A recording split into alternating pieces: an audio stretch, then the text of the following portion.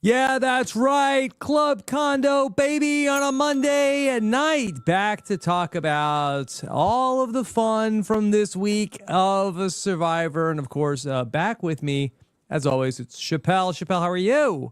Hey, I'm good, Rob. I'm good. We had a jam-packed episode of Survivor. We had a lot of challenges. We had a lot of stuff going on, and I can't wait to talk about it. Sometimes, Rob, I'm insecure because I'm the last person who gets to talk to you about the episode every week, and so I'm wondering, like, You're man, the did you already closer. talk about all the cool stuff? Yeah, but Wait, you the didn't? You club. don't listen to all the podcasts? What? No, why? Who are you talking to that I got to listen to? Steven? Mm-hmm. What does he got to say? Sorry, I didn't even Not like, get to talk to Steven this week. Yeah. good. No, I'm joking. I check out the podcast. I like to see what my competition is. Who's coming for my job on Club Condo? Mm-hmm. Yeah. Okay. Look, right. we got a contender today. Yeah. All right. Well, I'm so excited. We got a great guest here with us to talk about everything that's going on. And, you know, this guy is long overdue to talk with me because a year ago we were supposed to talk. And then one of the few times in the history of the podcast, I got deathly ill. And Chappell could testify to this because I was going to go on a podcast with him and I was like vomiting and then like stumbling into the room earlier in the day. But please welcome from Survivor 43, Sami Layadi. Sami, how are you? Hey, Rob. Hey, listen. Last time, me and Chappell, we had a great conversation about sandwiches towards the end. It was a great time. And so I really hope that we can end today off on an even better time. I'm so Hey, they excited. had BLT on the last episode. They did. BLTs, bro. I mean, listen, I could not be more excited to talk about what these guys got going on. I mean, there's so much going on in this season, and there's also not a lot going on that I prefer to watch. So I'm excited. Hold on. There was a couple double negatives. Okay, so there's not a lot going on that you prefer to watch. Yeah. There's a little bit of drama. There's a little bit of drama lacking. I'm excited to. You think Survivor 47 needs to step it up? I think the players are playing very methodically and very strategically. But that's not fun to watch, bro. Like we need a little bit of like episode 1 was great. There was some freakouts, there was some burn downs, and everybody's kind of chilled out a little bit, which is good for their game. But okay, all right, Sami, bring in the hot takes tonight. I like it. Yeah, we need some freakouts. We need some freakouts. Fine. Freak off. No, we're not doing that. Okay. Listen, I'm always down for a freak off too, but that's a different story. Yeah, Sammy, get the baby on already. Okay. Don't make me get up, bro. Don't make me get up. I'll get up. Sammy's right. We need some Banu. Okay, that's what we're missing. We're missing that chaotic energy from last season where every episode we're like, play your idol, and they're not playing their idol. We're like, stop voting out your allies, and they're not going to stop voting out their allies. We need some more of that, because I need Banu, I need Jelinski, I need Hannah. Yeah, I need people, bro. We need the characters. Bring the characters. There's some dogs out there in the islands of Fiji right now, though. There's some dogs out there. So don't get me wrong. Some good players. Oh yeah. But let's get a little messy. Okay. All right. Well, we'll talk about it all. Okay. So some big news officially confirmed today. Dare I say some breaking news at this hour to talk about. Okay. Let me bring this up. Okay. Breaking news are happening now. All right, so Dalton Ross had the official word. Survivor 47 finale is going to be a two-parter airing over 2 weeks. There will be a 2-hour episode on December 11th, followed by another 2-hour episode on December 18th. Chappell, your reaction? I'm trying to understand like what they mean by this, because every finale is always like, normally it's 2 parts anyway. You get the episode and then you get like the after show, right? Like the reunion or whatever. Those are our parts, but they don't stretch them over the course of 2 weeks. And even if they did, wouldn't that just make the penultimate episode and not the actual finale? Why are they calling it this? What is Survivor doing behind our backs? Because it's something behind the scenes that's making them call it this, and I haven't figured out what. Yeah, so I don't know exactly how they didn't get into how they're going to break it up, but it's going to only be 2 hours on the final night instead of 3 for the first time. And so They are basically trying to give us, I think it might be the final 6 and the final 5 back to back, each 1 hour, 1 hour each for those 2 vote offs. And then, Sammy, I think they're going to come into the final episode, starting with the final 4, then final tribal council and our Survivor after show. Yeah, when I saw this, I got really excited actually because it made me believe that there's got to be some kind of meat on the bone that they got to get into between Final 4 and the rest of the game, right? Because like we all know, Final 4, there is I think there's a day in between. There's one singular day in between the Final Immunity Challenge and Final Tribal Council. And so, like, is there a day or 2? Like, yeah, I'm not quite sure. I saw that so day 25 would be when they have the Final 4 challenge, followed by fire making at night, and then day 26 would be the Final Tribal Council. Yeah, so it's just interesting to me because, like, let's say we open the episode up. I'm just really curious as to what they're gonna do as far as the votes go, because I would imagine they start that second segment, the second 2 hours with Final 5. I don't see why else they would do it differently. You cannot have 2 hours of Final 4. I don't even understand unless something unprecedented is going to happen. Well, I do think you have a lot to get through in that final, because basically in your 3-hour show, like the first hour is pretty much the final 5. You have the final 5 immunity challenge. Sometimes they do like a little bit of like look for an advantage, and then you have the final 5 immunity challenge. Then they come back to camp, and then there's some strategy, and then you have final tribal council. And so it takes up about an hour to do the final 5. Yeah, I think that it's because I think that's where the dynamic is like the most. I don't want to say the most interesting, but like when we get to 4 onward, like very seldom, and again, with the way that the game has been going thus far, very seldom does the final 4 get really that messy. We usually see a lot of 3-1s. We've been seeing a lot of blank 1s in this whole season. So I don't know if that's going to change anytime soon, especially not at Final 4. Let me say, I like this. I'm happy they did this because I feel like that a lot of times the final 5 vote is pretty interesting and we don't really get a chance to talk about it. And there's a lot going on. Sammy, I know in your season, that was a pretty interesting final 5 vote where there was a lot of stuff going on where Carla ended up getting voted out. Like that would have been fun to talk about for a week before we got to the actual finale. I actually completely agree with you. I think that very, very often too, the player that goes out right at 5, it's a player that like was pivotal in the game. Like I'm really excited to see how much more do we really get to see from that day? Like how much better can the buildup really be? Because I agree with you, Rob, to where it's like there's so much that we need to get through in the second hour as far as final immunity challenge, final 4, fire making challenge, blah, blah, blah. And we don't, and then we have final tribal council on top of all that. Yeah. I'm excited, bro. Yeah. And Chappell, when we come in, sometimes there's like too many scenarios to talk through when you have 5 people going into the final night. Now, again, they haven't said how they're going to break it up. I think that's just like rampant speculation of that they'll do 6 and 5 in one night. Now, also, Final 6 is also tends to be a really good episode, and so we're sort of giving the Final 6 a little bit of a short shrift instead of it getting to be its own standalone episode. But I still prefer this, and then can really what are the scenarios of the Final 4, and then we have more of a chance to figure out what's going on, so we're not totally blindsided when Gabler wins. I know. Hey, listen, I'm gonna be honest. I'm at the point right now.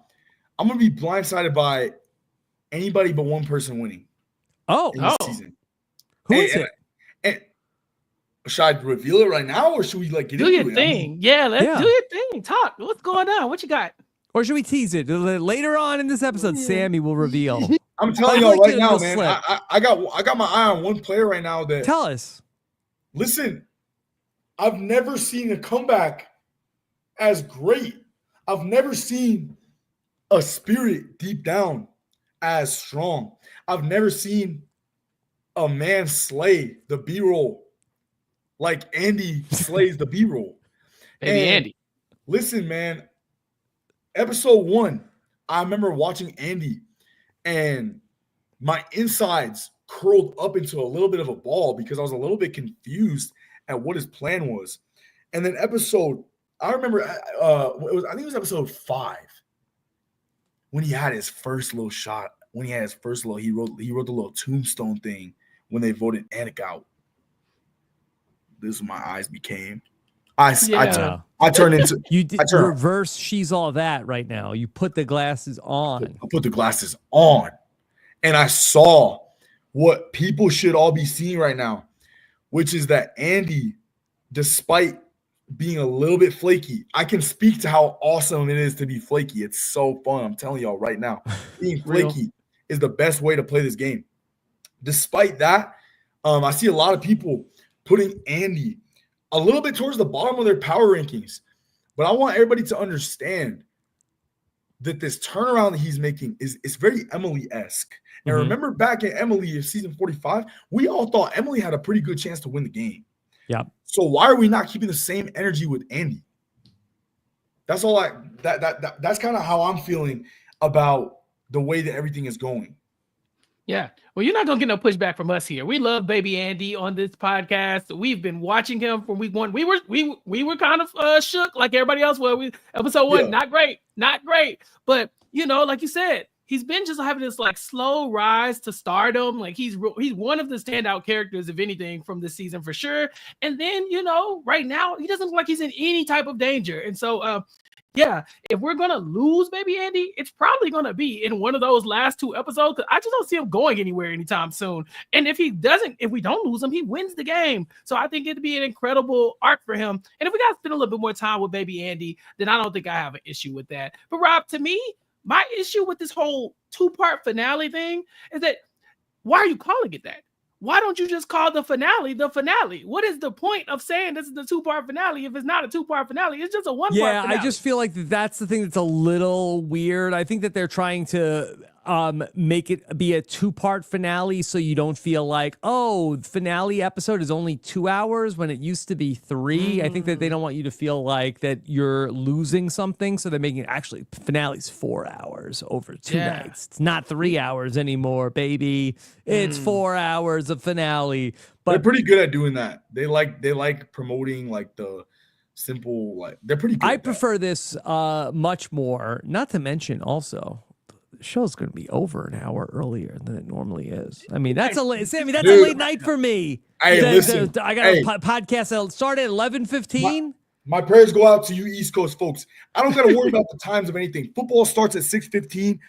Survivor starts at 7. I'm moving by you. 9 o'clock, 10 o'clock BS. I hate Eastern time. Eastern time, go to hell. And daylight savings, dude. Let's put them. Inside Out, the lost memories layer, like way in the back. Let's throw them all the way back there, bro. Let's all be on the same time frame. That way, if Send I them text to the you, Rob, frickin' and I say, moon. Rob, we're doing a podcast today at 5. We don't got to worry about the time. We're just getting on at 5. Yes, listen, tell my story, okay? I live in Central Time, and I'm always converting and all this other stuff for everybody else. When everybody just needs to be on Central Time with me, it's where it is. You're blessed. Listen, you try to be, and then everybody tells you you're on the wrong time zone. I'm like, no, y'all are the problem, okay? Why are y'all watching TV at 10 o'clock at night? I'm moving over the border so I can be 1 hour earlier for everything.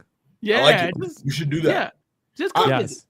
I wanted to note something else too. Like, I don't want to like jump too far ahead or anything like that, but just to give a little bit of context as to why I truly believe Andy will win this game. I really one of the moments in the last episode what I really appreciated was when he was in the morning after everybody was like talking about what had happened after Saul got voted out, right? Everything like that. He had a conversation with Rachel, and it seemed like the conversation went on for forever, yo. Like something like, and I think that's something that Andy has been doing super well throughout the game, is rounding the ducks, checking his P's and Q's every single because like Sam when Sierra gets voted off, like obviously Sam goes from boom boom, and trust me, I've been there. I get how that feels. That sucks. But the thing about Andy that he does so well is he gets his ducks in a row and he makes sure he goes and talks to the people that were involved after the fact. Because just because Saul, right, was voted out 9-1 or whatever, I think it was 9-1 or like 8-1. That doesn't mean that some people aren't like upset about the fact that that's what happened, right? And so I think that's something I've just been, it's catching my eye a little bit. It's catching my Survivor eye. All right. Well, the episode opened up with Andy talking with a few of the different people that were from his original tribe, including Rachel. And we had a long sequence of Andy and Rachel. And Chappell, I'm wondering, we talked about the she's all that of baby Andy, but I'm wondering, are Andy and Rachel the on again, off again, romantic comedy type alliance of potentially that will they or won't they? I do like her. I feel like we have chemistry and we could definitely have game chemistry out here. They have chemistry. Can they make it work? Yeah, but it's misconnections they keep having, right? Like the first vote out, Andy's on the bottom of that vote. They get rid of John Lovett. It's basically Andy's fault, but we won't go there. But Rachel is the one who's trying to hear him out. He's talking to her, but she's like, hey, people don't need to know about this. Keep this relationship on the low. You making the block hot, And so then, boom, some weeks go by. We think everything's cool. And then Andy blindsides Rachel. Now, she did think she was about to blindside Andy, but he got one over on her. So now she's like, do I trust him? So they've been doing this back and forth this whole time. And now it's time. It seems like it's time to get back on the same page. But after this episode, I'm not quite sure how the Gattas are going to get on the same page. Because I would never be a good Survivor player. I can tell you this a billion times over because I would never trust these people. You can't. They've not been able to vote together solidly as a group. Ever. Yeah, but that's why it's such a good story, Sammy. That Rachel, she met this guy, and then she hates his guts, and then he worked on blindsiding her. I'm never gonna work with that guy, but now all of a sudden, unlikely partners having to come back together. Man, you got to think about how, like, as the game goes on, the previous baggage that was left starts to matter less and less and less. It's just always so funny how people believe that like what happens in these early stages of the game is going to be cemented for the rest of it, right? Sam and Sierra thought Andy was like, that's low, bro. Like we got it. Like don't even worry about Andy. Like he'll vote with us no matter what. Well, then Sam and Sierra are tied. Like then they're both up, and like it could be either one of them. And who's one of the catalysts of that? Andy, bro. Like it's always funny how the further the game goes, you start to realize there is, and what I hope these players start to realize is that there are powerful groups that are going nowhere anytime soon. Like Teeny is in great position. Caroline, fantastic position. Sue, Gabe, bro. Don't get me started on, is it Kyle, right? Yeah. Don't get me started on Kyle. That guy's charming. I mean, okay. that guy's got charm to him. Like, I think him and Gabe are underestimating Sue a little bit. They want to be careful with that. But at the end of the day, man, like the further the game goes, when the best players will let go of these things, like what Andy and Rachel are trying to do right now. The best players will let that stuff go because they see the path in front is easier. It's like we're carrying water cases out of Costco parking lot. I could go get 2 of them by myself, but if my brother could help me, I know we might be in an argument right now, and I don't want to talk to him. But if he could help me, it's going to save us a trip. Okay, but Sammy, you say this doesn't matter. Then how are you going to explain? Genevieve says, "Oh well, you know what, Saul, he voted out Rome." Honestly, I completely understand. Like, by the way, Rome, yo, that dude was one of my favorites, yo. Like, literally, just one of the most fun and entertaining players because it was himself all the way to his core. I'm gonna be honest. I don't know if I understand Genevieve saying that Do I think it really had a lot of weight to it? I don't. I think Genevieve saw Saul as a huge threat in the game because he was such a friendly guy. He was such a friendly guy. And obviously, we all know he pulled a huge move at Tribal Council. And like, Genevieve is one of those players that doesn't have to know what's going on. She just knows what's going on. Like, it's like, I don't know how she does it, but like, there's levels to this, really. I want Andy to win the game. I think Teeny or Genevieve are probably going to win the game. I think Caroline has a great chance to win the game. Like, Genevieve so far has done no wrong. Yeah. But Sammy, you said, you started the podcast. You said, look, I'm not feeling this cast. I got to be honest. And then you've come on and proceeded to compliment every single person that's in the cast. You love this cast. You love them. You don't hate the cast. No. You don't think they're boring? No, I don't think they're them. boring. I don't think they're boring. I think we're doing a whole lot of this, though, right now. We're doing a lot of dancing around. Whose dance is that? That's not, I think I recognize that dance. It might have. I'm not gonna say who I think you're talking about because, like, just for the purpose of. I think I said Nick Bosa do that dance. Yes, Nick. Yes, that's who it was. That's yeah, exactly what we were thinking of. Yeah. Yeah. So look, bro, I got hard eyes for this cast. Yes. They're playing the Are game. those hearts? I couldn't tell. Are they just rose-colored glasses or they're hearts? Wait, hearts. I have Yeah. those same glasses. I'm gonna go get them. I'll be back. He does. I appreciate how the cast is playing the game. When I open up this podcast, like my meaning behind that is I feel like there's a lot of passive aggressiveness going on behind the scenes within the votes. Yeah.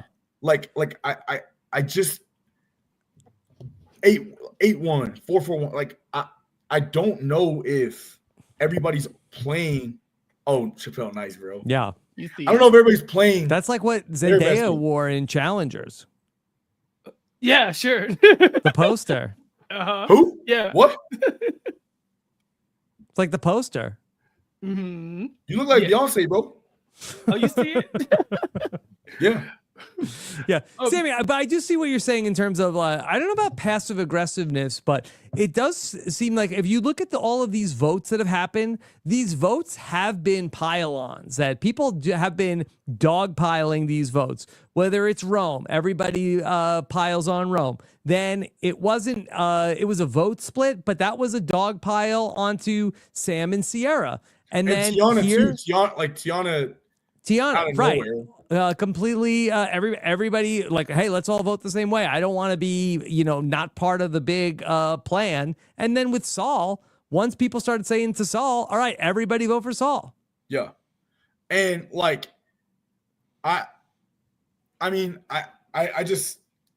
feel like the only reason that part of me is about what's going on sometimes is I just don't know that I don't know what's going on. I don't know that Gabe is going to survive the next episode, right? Like, dude is menace. Won three challenges. Well, that'd be Kyle's won 3, right? Kyle's won 3. Gabe has won his first one. Yeah. Kyle, bro, both those guys, menaces. Mm-hmm. I don't really see how they make it very much further. And then it's a matter of, dude, are we gonna let Genevieve and Caroline run away with this thing? Like, are we just gonna let them run? Which like, if they do, that's fine. However, I feel like Andy has something to say about that. I feel like somebody like Andy's got something to say about that. Oh, I like this idea because right now the numbers are very interesting to me, right? You got the 4 Tukus, right? But then they're outnumbered by 1, right? It's 4 and 5. Everybody else versus the 4 Tukus. But I'm really kind of interested to find out what is going to happen next because although the Tukus are down in the numbers, the other 5 don't really work well together. You know, Genevieve blindsides Teeny in this episode. Sam betrays Rachel in this episode. Rachel and Andy have never been on the same page. Andy and Sam aren't on the same page. How is this 5, Sammy, going to come together and get out somebody like Kyle or Gabe or Caroline or Sue? You know, because right now that 4 is tight. Do you think they can pull it together for one vote? What I really think it comes down to is, when do they pull this trigger, right?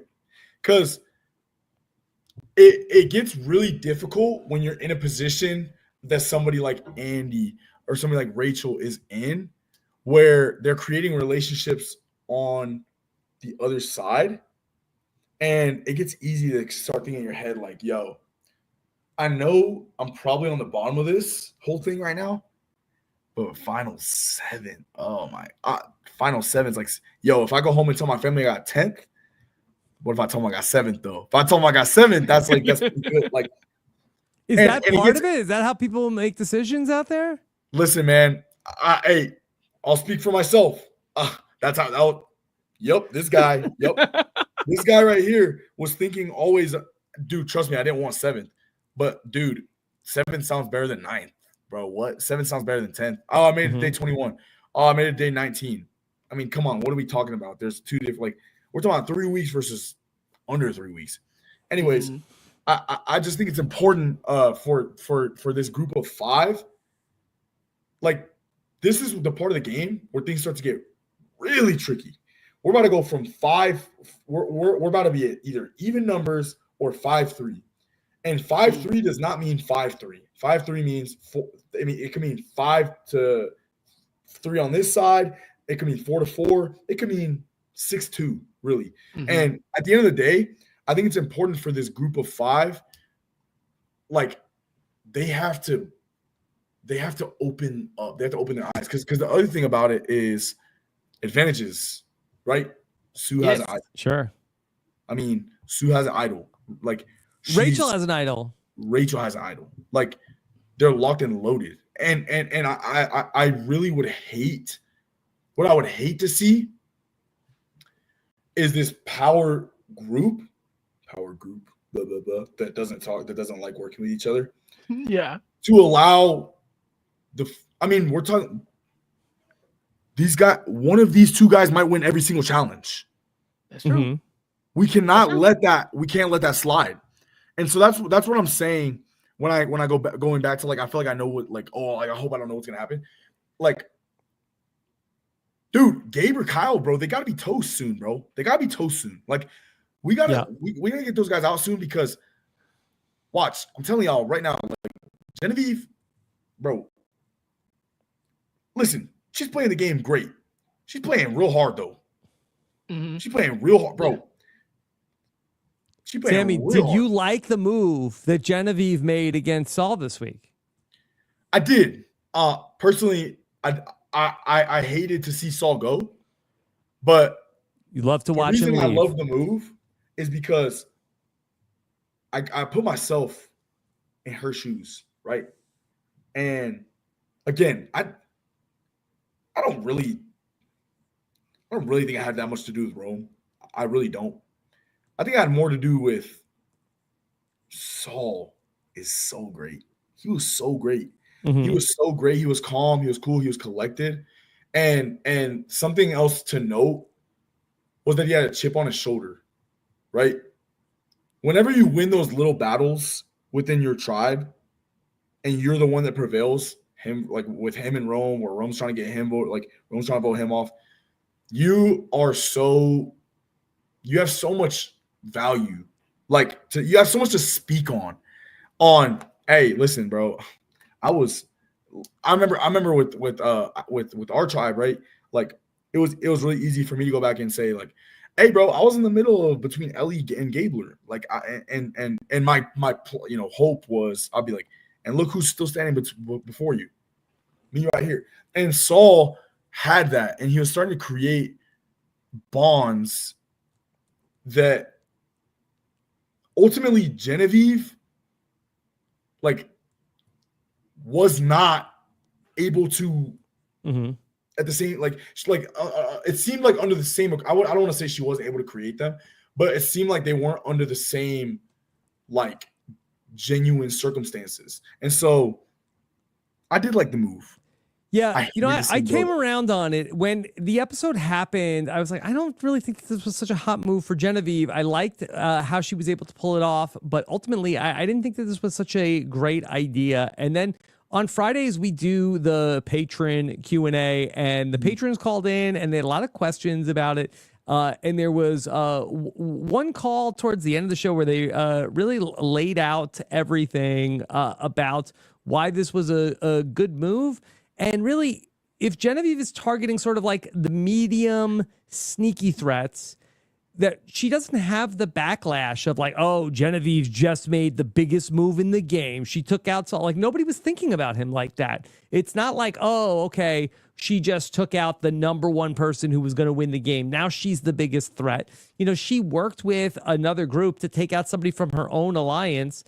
This was great that it's not going to swing back. I'll be surprised if Genevieve goes home next. I think that people are going to look at this move, and now it's like, okay, well, are we going to take out Genevieve Ortini, or are we going to go after the bigger alliance and the bigger powers that be? And I don't think that the Tuku tribe is even going to be gunning for Genevieve.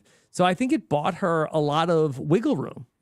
All of Genevieve's moves are to take out her allies. That's her claim to fame. If you look at any move that Genevieve has orchestrated, it's always been a Lavo person. Whether it's Rome was pretty much the Genevieve, like letting him go pretty easily. Asia, of course. I mean, like everybody who's gone home on the Lavo tribe, Genevieve has had a hand in it. It's these other votes that Genevieve's kind of like, no, y'all got it. I'll just go with the numbers. And so you're right. Why would Gabe push back when Genevieve says, let's take out Saul? She's like, sure. As long as it's not a Tuku, I don't care who y'all are voting out. It's not one of us.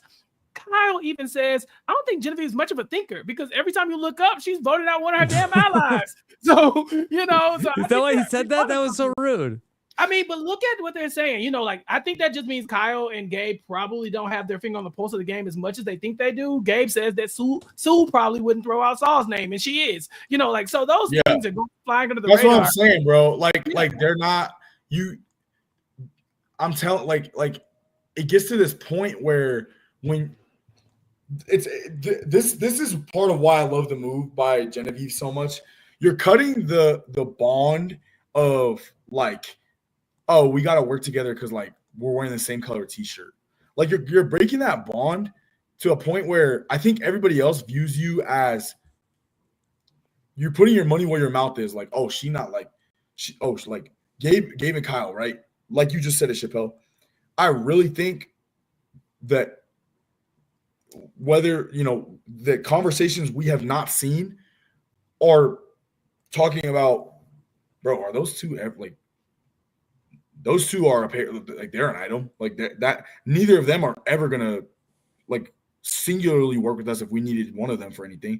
And that's what I think Genevieve is really benefiting from by making these moves. Not only is it not a huge target on her back, I think it potentially could be a little bit of backfire. I think potentially she could be an easy vote. I don't see it happening, but I think potentially she could be an easy vote should everybody start to freak out, depending upon who wins immunity. This next go, hopefully not Kyle, bro. Please, bro. Like not no offense, but like Hunter was a dog too. Love Hunter. Gotta see somebody else do it. I want to see Sue do it, bro. This is what they went out there for.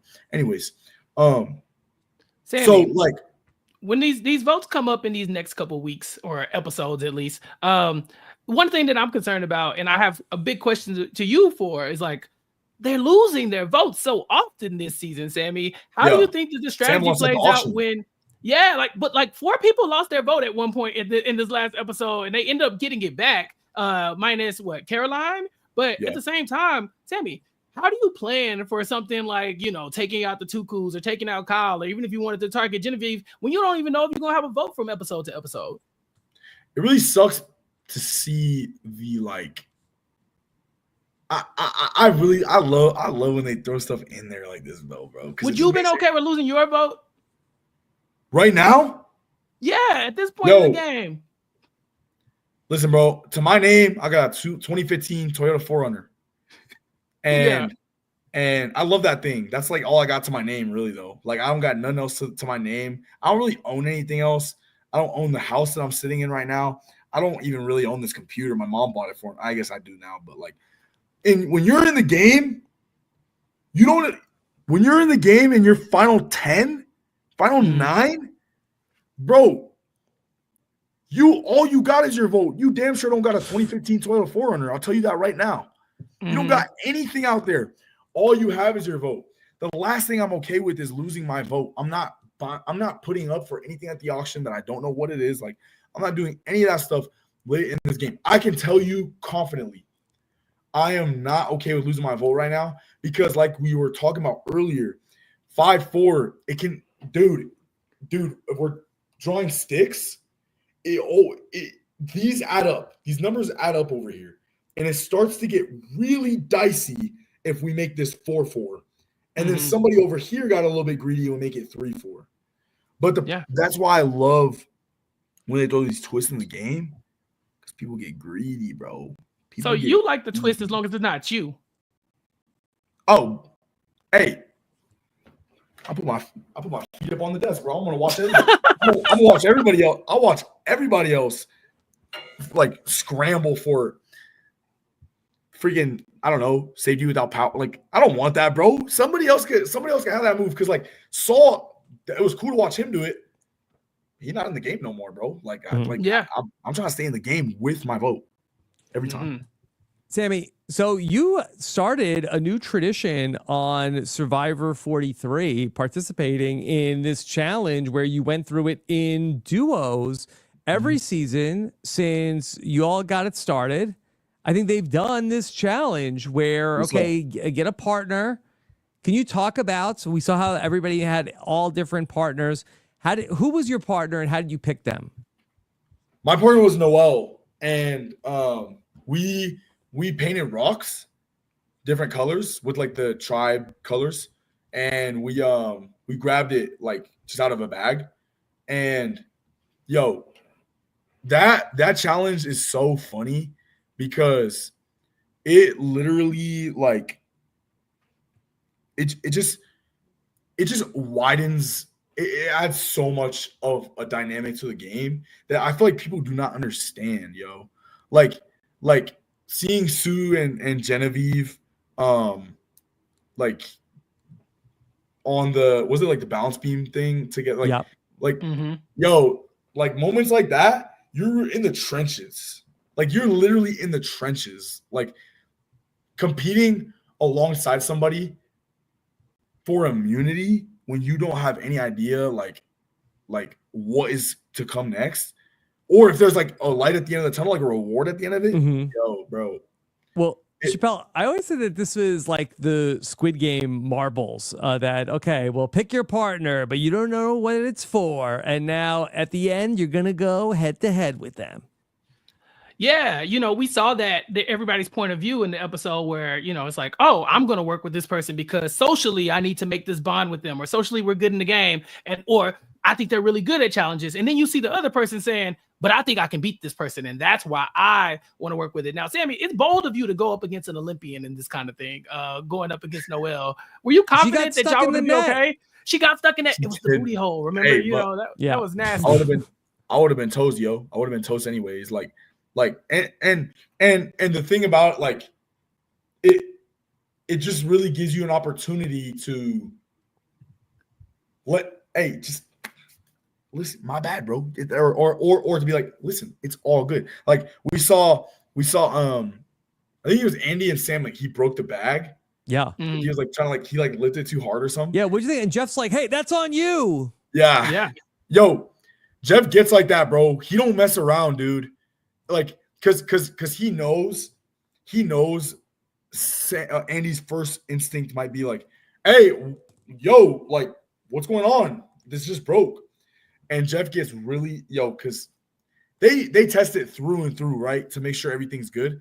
So he gets really defensive, as he should, when people try to start like blaming something else. So like I think that was a funny moment for me to see, like him being like super quick to like Disperse like, hey, no, like, don't even try to say like that's on you, bro. Like, but well, they do have a dream team and they test all the challenges. But Sam and Andy, they broke the bag, and then I don't know, did anybody test the challenge like this? Here's Andy. Andy pulling on it. Sammy, what's can you tell us what is Andy doing here? Pulling on it. So it looks to me like we're getting some like hamstring curls in, like some reps. That's polite. I don't really know how much sand is coming out, or like if that thing is gonna budge at all. Oh, it's based budging. off that.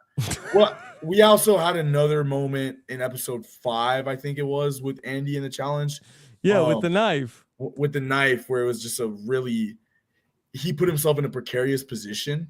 But like at the end of the day, if we're asking for a rating, I'm gonna have to give it a 10 out of 10. Yeah, Andy. I gotta go 10 out of 10. Just for like style points. Have you guys ever seen somebody rip it like that? I mean, I was talking earlier about them dancing around the votes. That's the kind of dancing I'm talking about. That's what I'm talking about. Yeah, throw that ass in a circle, Andy. You know, he was doing what it takes. He was doing what it takes to get that bag out of there, okay? HOTTO. Yeah, G-O. Yeah, tell Angela. I do like these. I do like this challenge. I do like when they do this though, because it really does make for a lot more of a fun. And then like you go out and win that thing, like you and your like. I remember, like honestly, Cody and Gabler on my season got really close because they're the last two to make it to the end of that challenge. Yeah. Right? Well, and then there was that great scene where Gabler wins the immunity challenge. What was that like in the real time when Gabler was doing all those shout outs? I'm gonna be honest. The first 4 were funny. The last 38 were annoying. like why was it annoying? Because it wasn't you winning immunity? Absolutely, bro. What? Because I'm sitting there covered in mud, caked. I'm caked in mud. I'm caked from head to toe.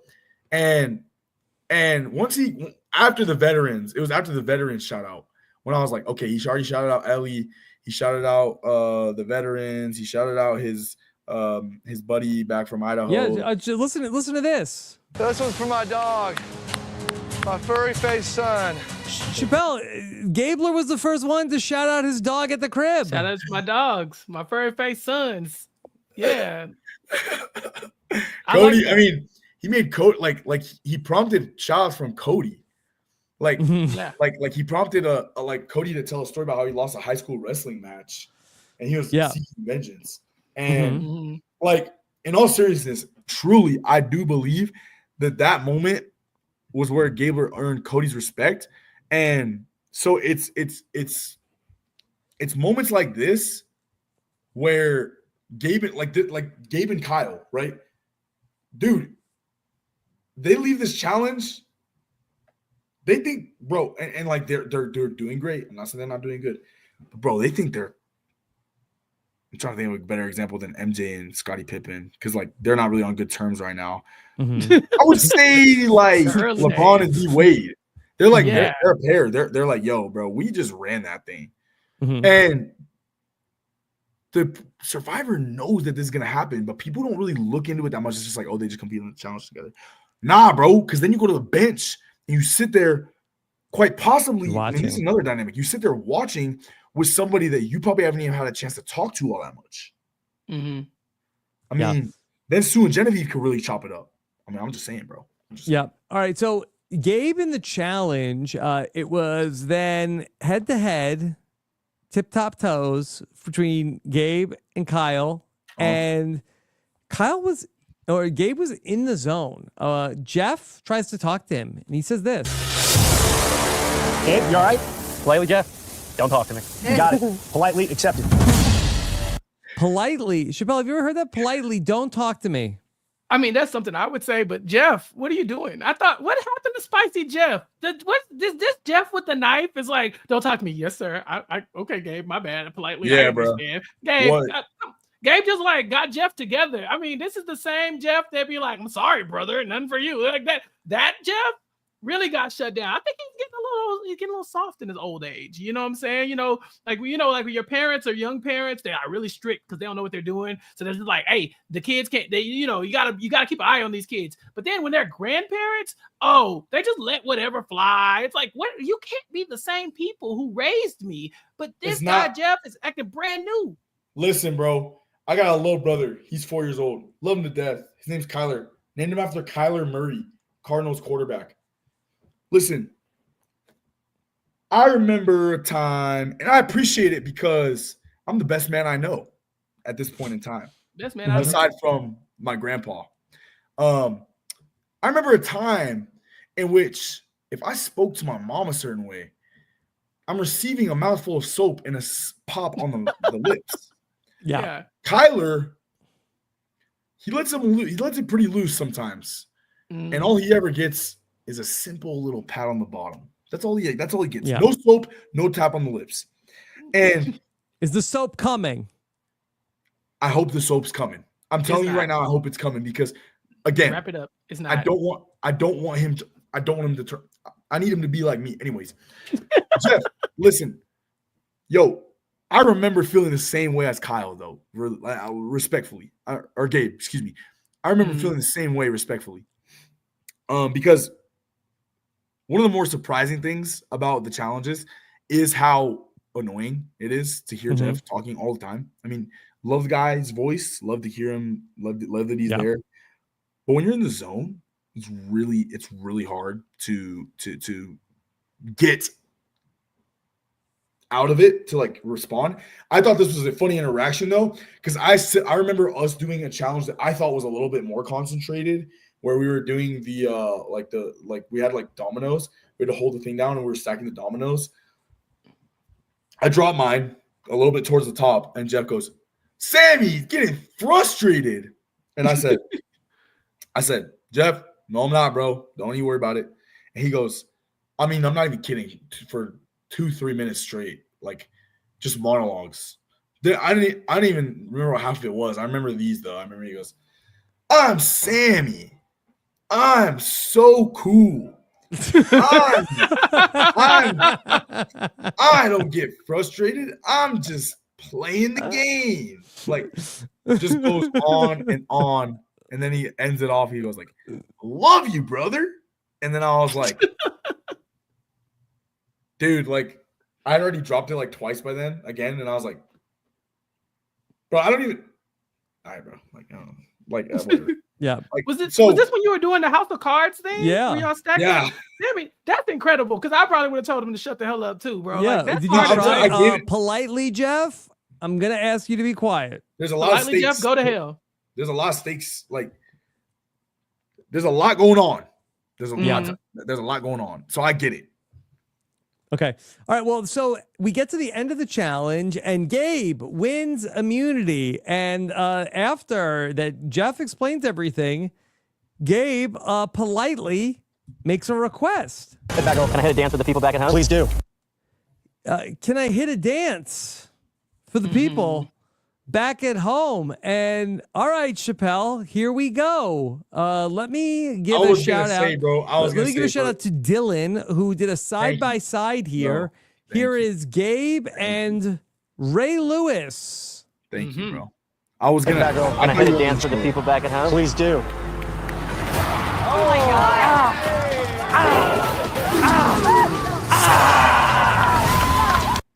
Can I hit it? What do you think, Chappell?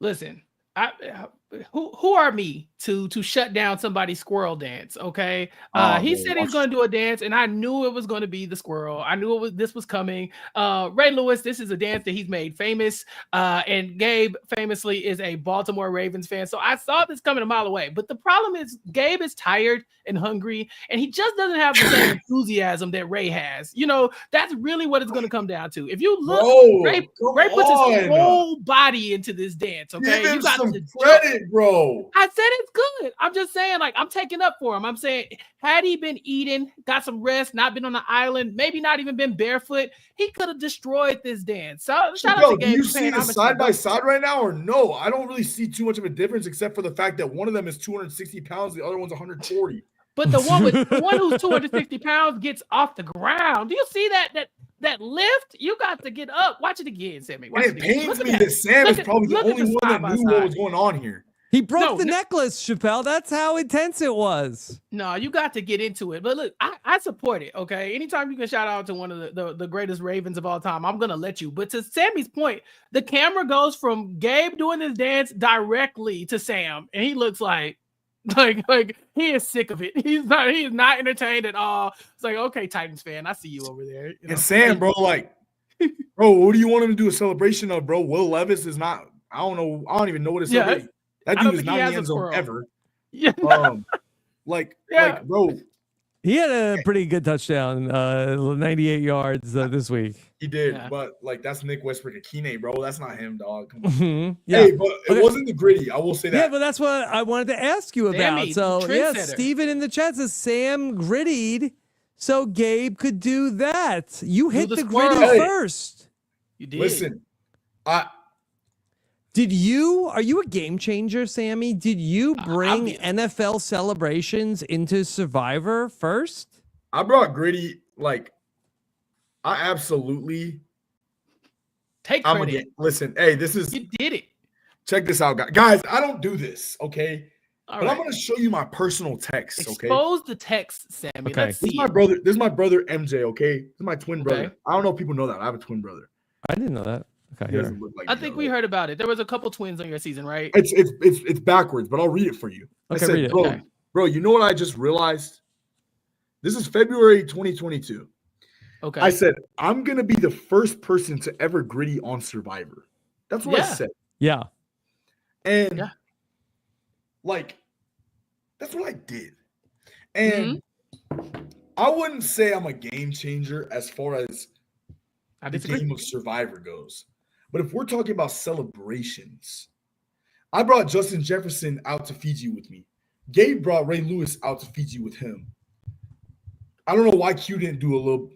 I don't know why he didn't just do a dance just for the heck of it, just to do. He should have did the Randy Moss, the mooning you. Yeah, they would have. Yeah, he got homies.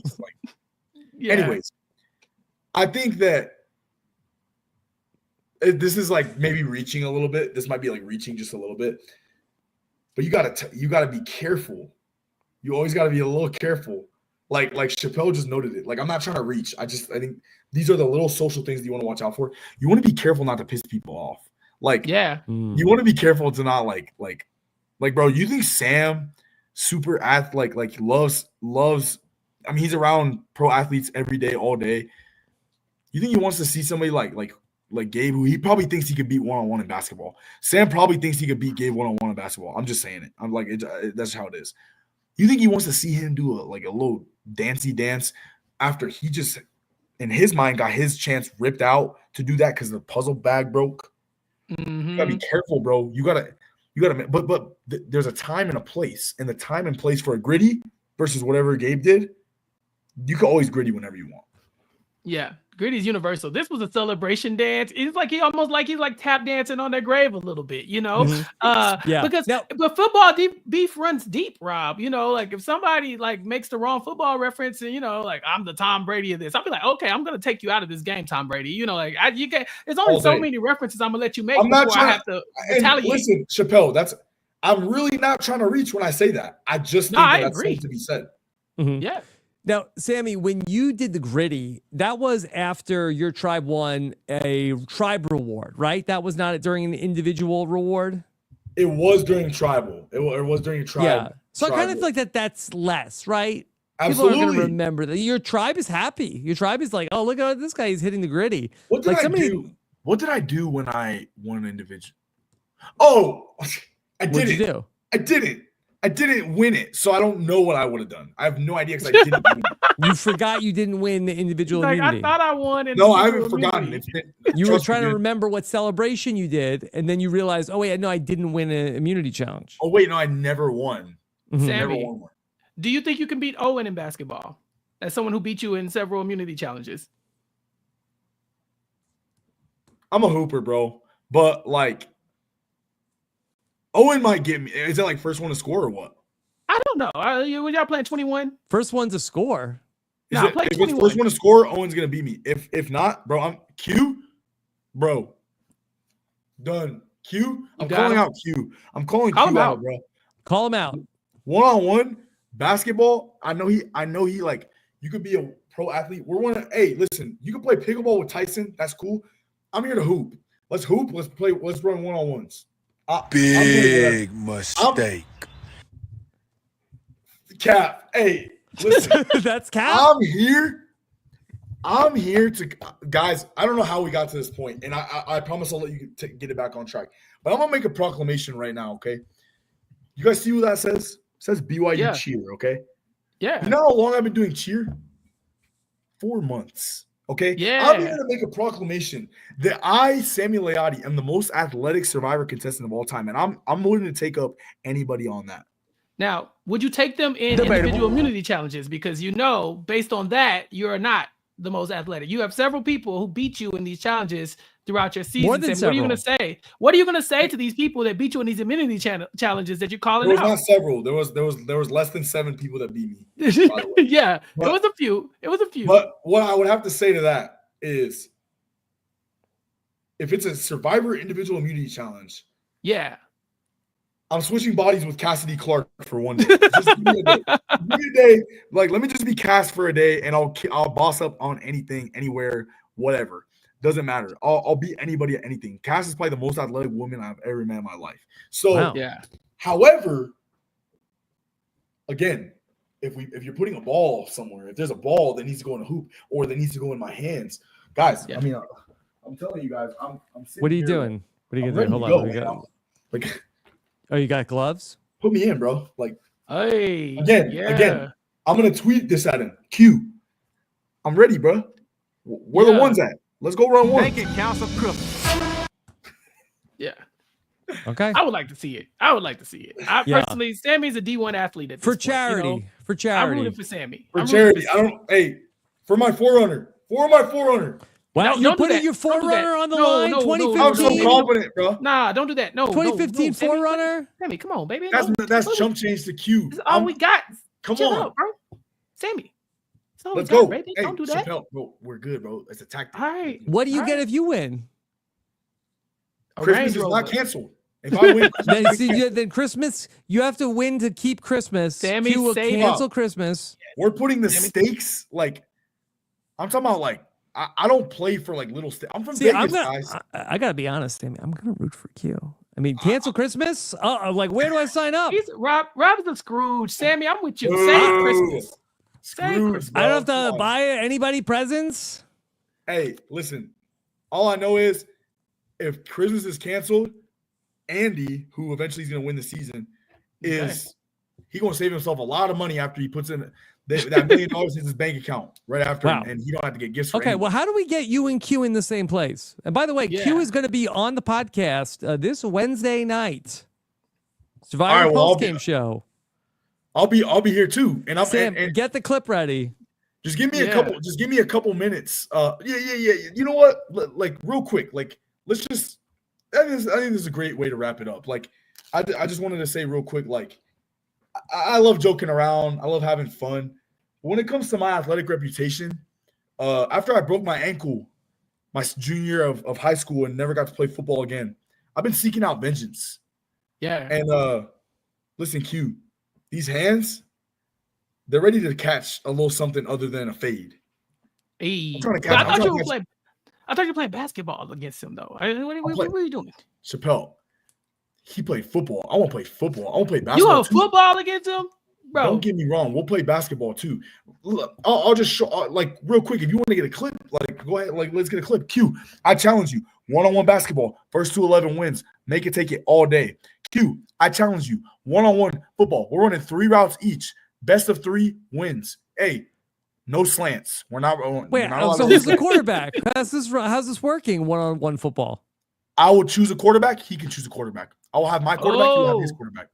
Let me be your quarterback. I got you. And how does this work? This is like a wide receiver skills competition? Yeah, yes, it it's is. like training camp. He played Sammy, wide put me in receiver. the game. He played wide receiver at Ole Miss in college, and I play NCAA 25 on the PS5. So I'm ready to take him on. And guess what?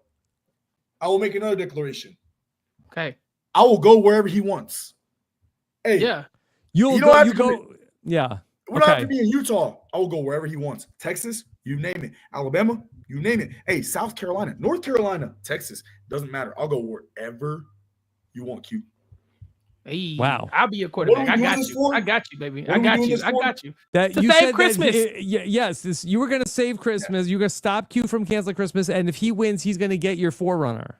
He will get my 2015 blue Toyota 4Runner with Your only possession in the world, as you said miles. earlier in the podcast.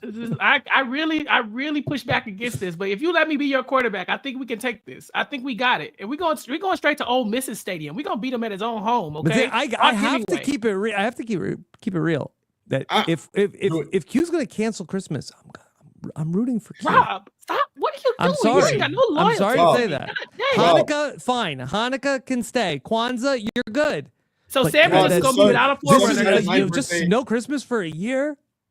For a I know year, your I son feel just like had it was his just birthday, right? Christmas. Your son just had his birthday, right, Rob? I mean, They all just had birthdays. They all ate. Okay, they all had birthdays. I love They it. get Christmas again. Listen, what is Sammy I gonna apologize. drive? Literally just Christmas. I apologize, but when I'm not even gonna go get the cleats because Rob, if I go get the cleats that I'm gonna wear, If he goes, you're gonna get the be. cleats, bro. If I go get the cleats I'm wearing, you're going to Dillard's tonight to buy gifts. Yeah. No way. You're gonna No see- way. Yeah. No way. Q's got this. Q's got Nah. this. I can't wait to go tell. Hey, everybody, gather round.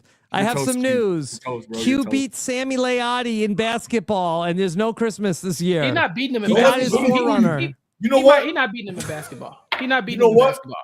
He's not beating him in basketball. Bro, Q. same. Q, I didn't want to have to do it to him. Do it But to it's him. getting real hot in here. It's getting loud and it's getting hot. Q, You feel that? you see that? Look at them guns, Mm. baby. Come on. Hey, No. we're ready to go. I'm lining up. This man is thick. All right. Let me stop right there. I'm not trying to give away too much. Right. This is YouTube. All right. We might have to put that behind a paywall. I'm so invested in this now. Yeah, the I don't know chat how we is got to this crazy. point, but I'm all for it.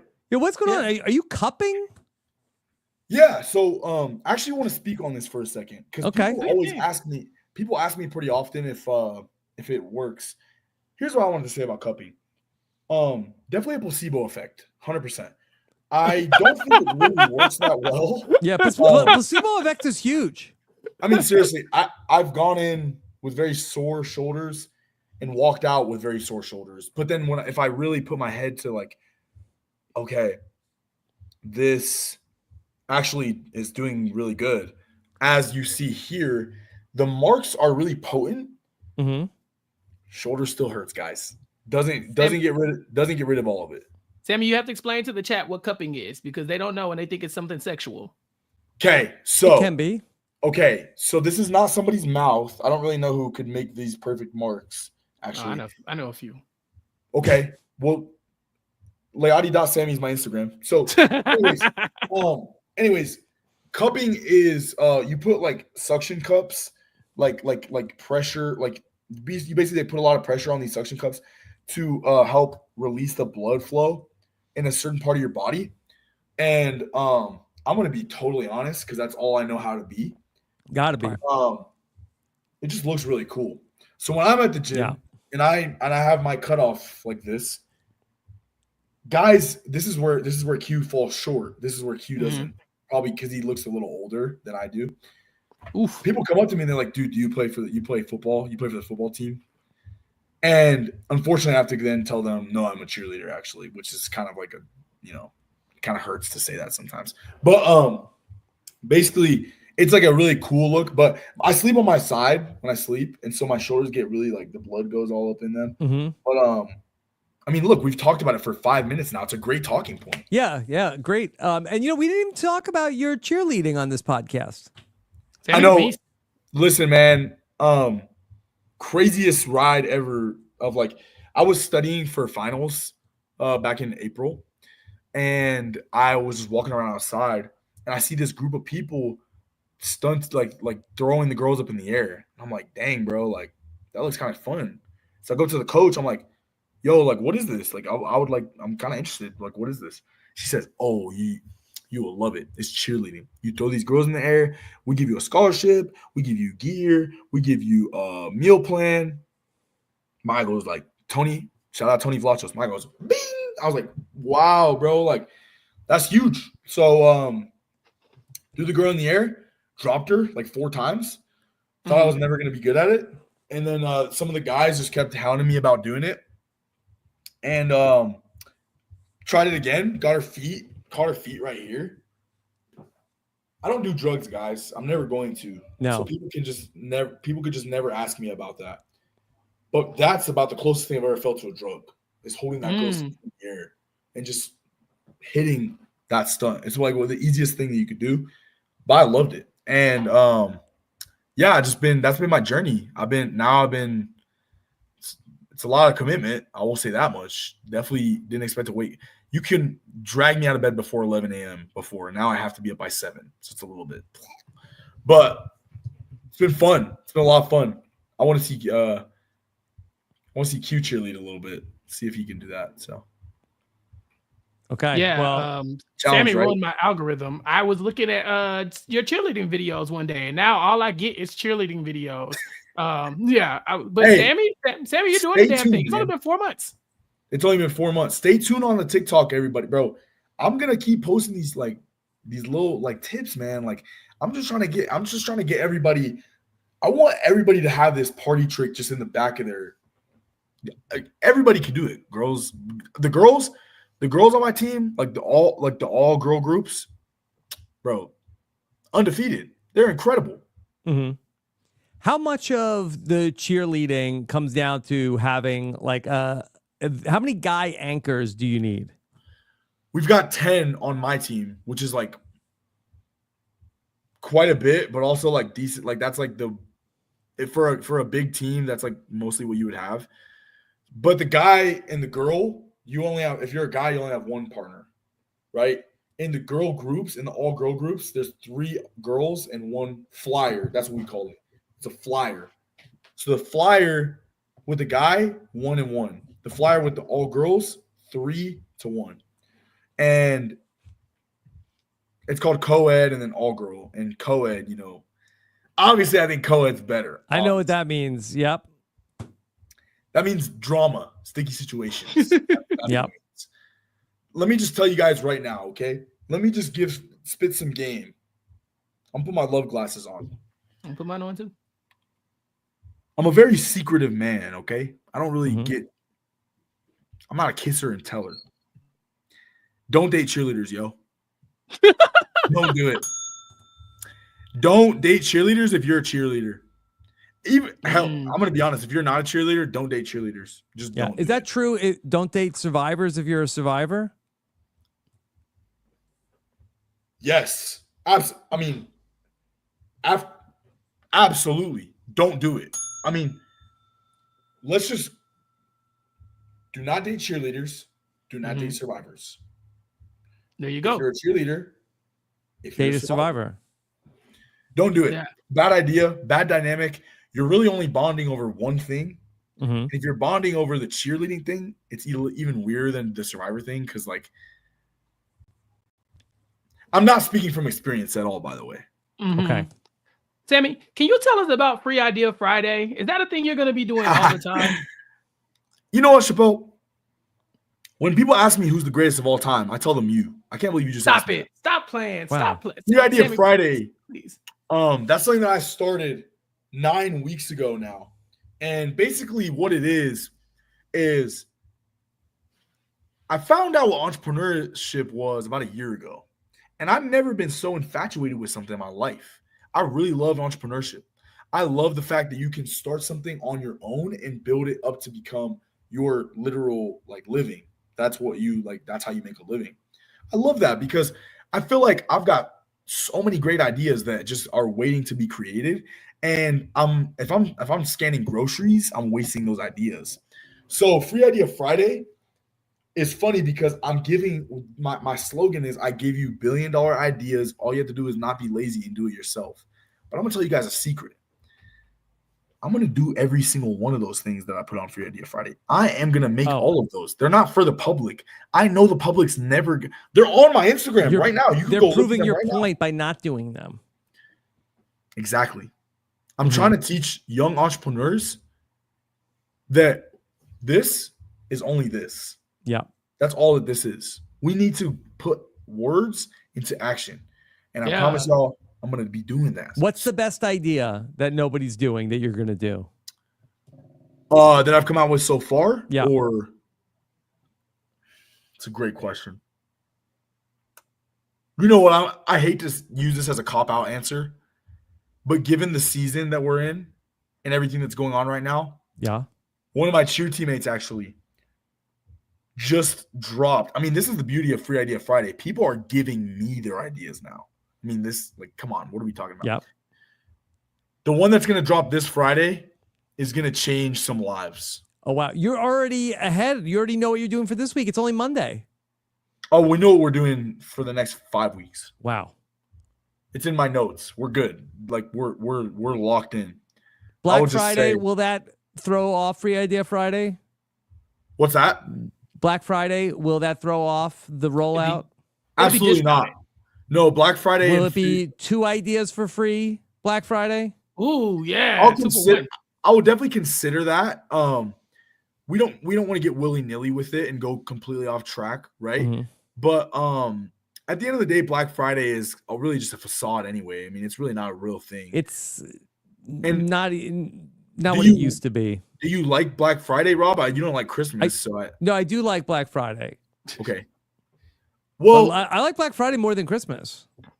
My goal ultimately is when you get those things in the mail that say Black Friday, I want to replace that with Free Idea Friday. Like, I want to give out newsletters. Like I'm what I'm starting here is not, it's not just to be the talk of the town. It's to be, yo, this guy literally I spent 20 years trying to come up with something, and this guy just gave me one every week for 50 whatever weeks in a row.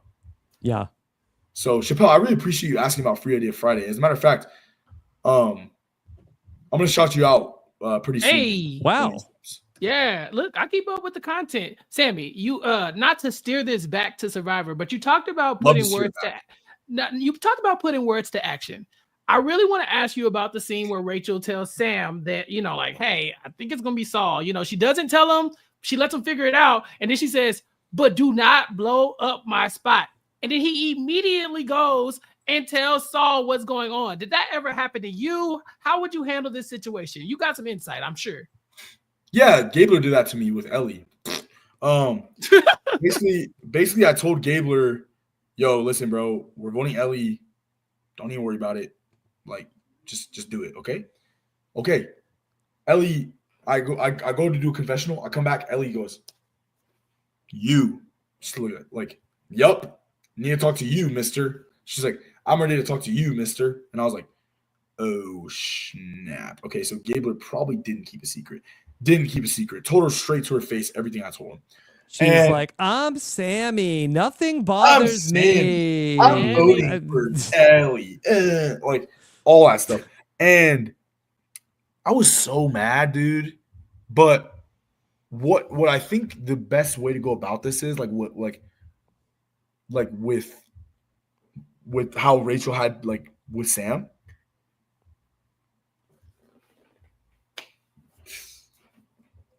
You just laugh it off. Just laugh it off, bro. Yeah, laugh it off. What are you talking about? You're crazy. Because you know what? All that did was tell me everything I needed to know. Mm-hmm.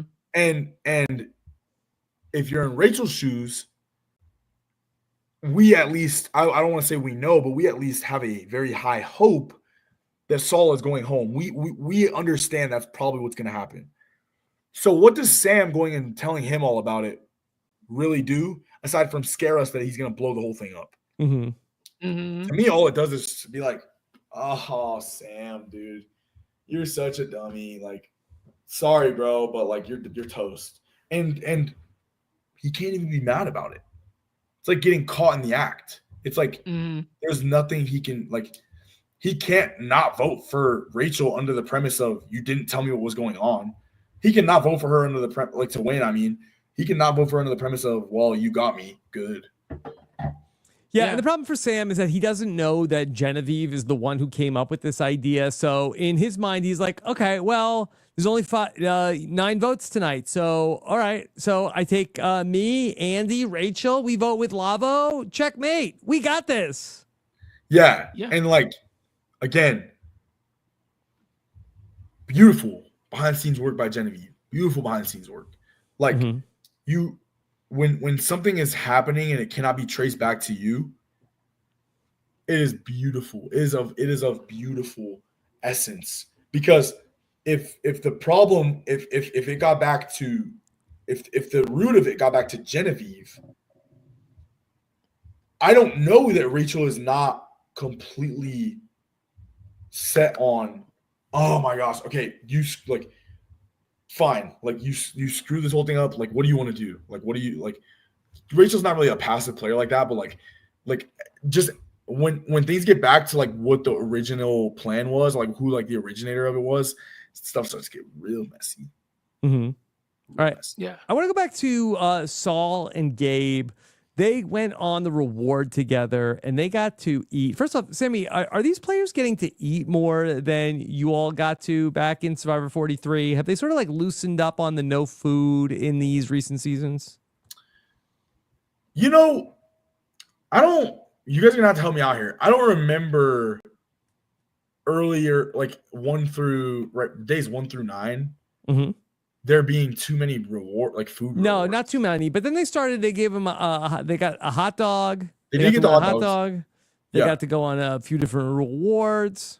I mean, yeah, we're talking like even episode like 5, they had like they had like, I think that was the Survivor Social Hour. What is that even? Like, what even is that? I don't even know what that is. But like obviously I know what it is, but like, why are we doing that? Like. It's so different than when you played, Sammy. Like there's so many different. I mean, you didn't play that long ago, but this game, there's so many different things that just wasn't going on in your season. You know, losing the vote this many times, the social hour. We had the auction too, like the auction. They get an auction. When you come back for 50, are you going to be able to pick up the pieces and catch up to everybody else? Like, because you're a little behind now.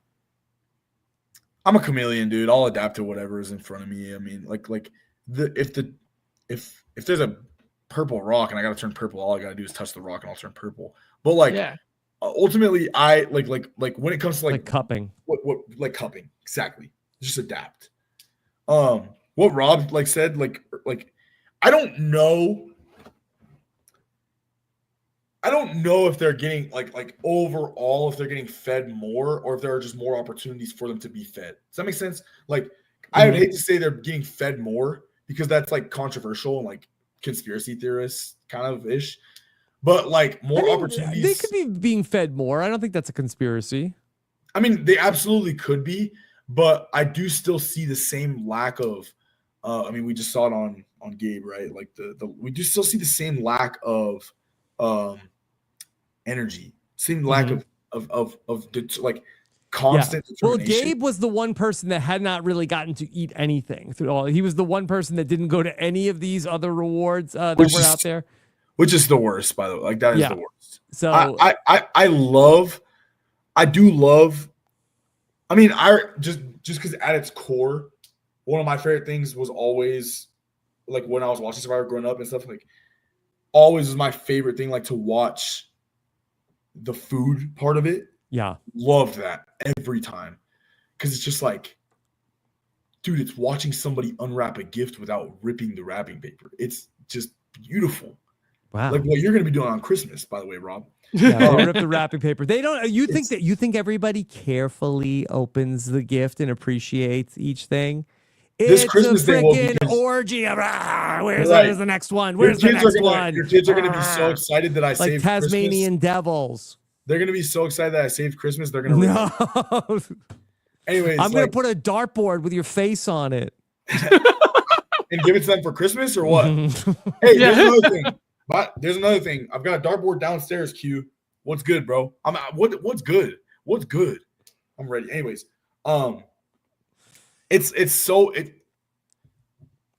You don't think food matters till it does, bro. Yeah. Like it doesn't matter, Rob. I mean, like you had longer stretches that you had to go. Like you get like it doesn't matter until it does. Like once.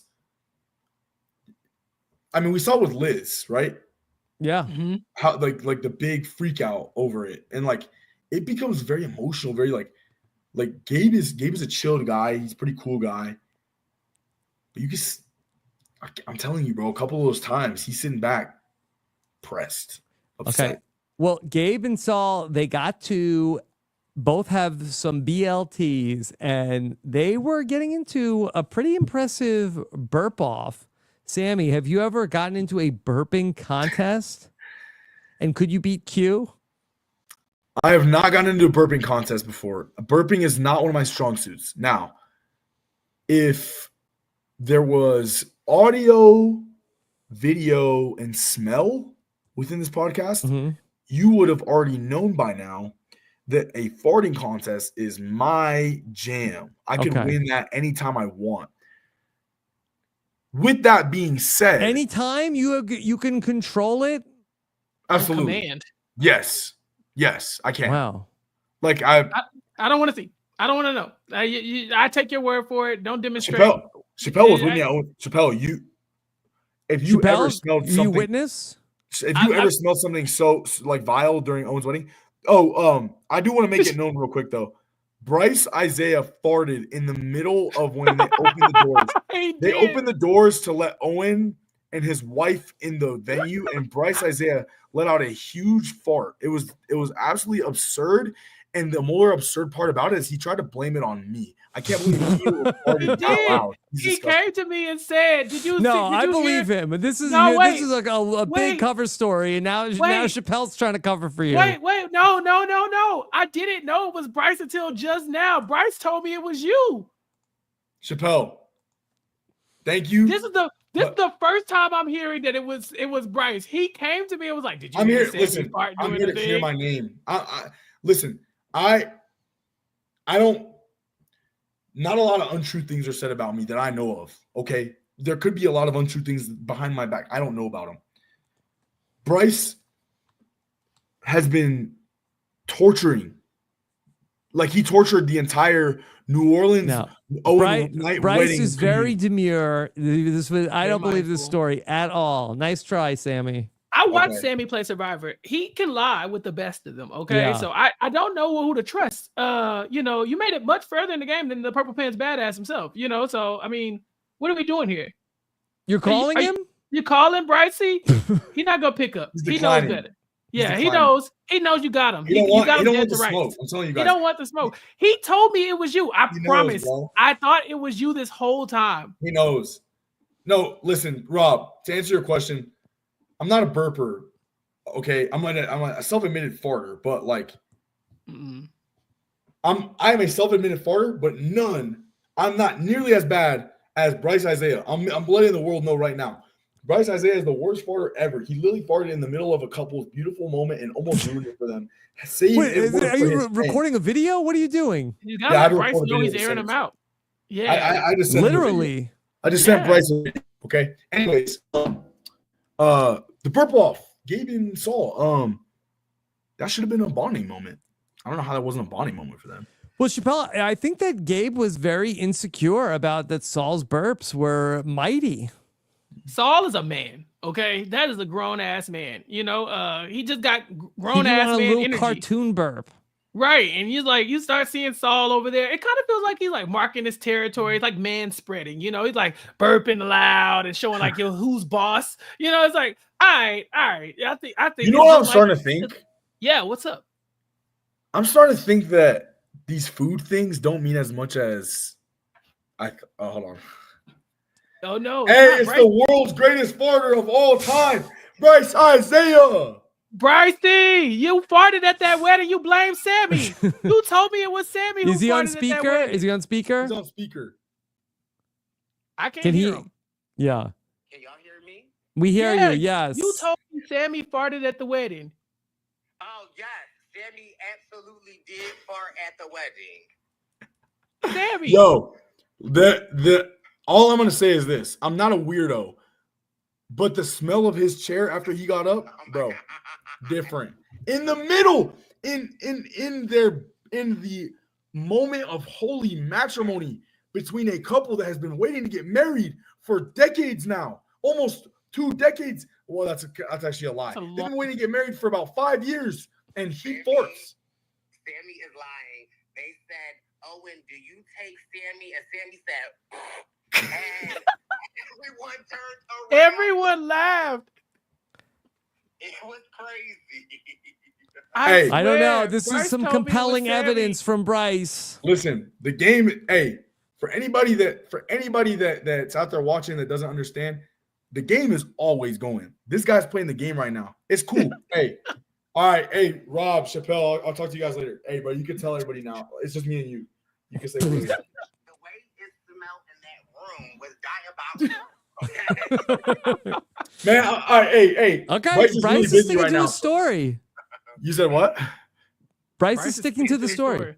He had me convinced it was you. I mean, literally told me that was you that whole time. I never knew that it was Bryce until I was today years old. That's crazy. Man, the service is breaking up. Hey, Bryce, the service is breaking up, bro. This is weird. Good talking to y'all. All right.